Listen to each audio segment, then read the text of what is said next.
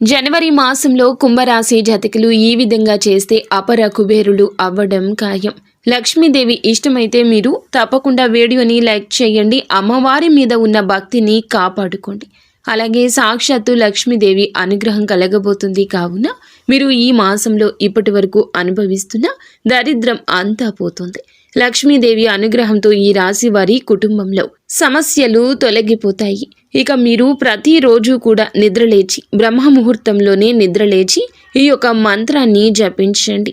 ఓం శ్రీం హ్రీం శ్రీం కమలే కమలాలయ ప్రసీద ప్రసీద శ్రీం హ్రీం శ్రీం ఓం మహాలక్ష్మీ నమః. మీకు ఇంకా ఇతరత్ర ఎటువంటి సమస్యలు, సంతాన సమస్యలు, భార్యాభర్తల సమస్యలు, స్త్రీ పురుష వశీకరణం కూడా చేయగలరు మా గురువు గారు. 3 రోజుల్లో పరిష్కారం లభించును. నమ్మకంతో సంప్రదించండి.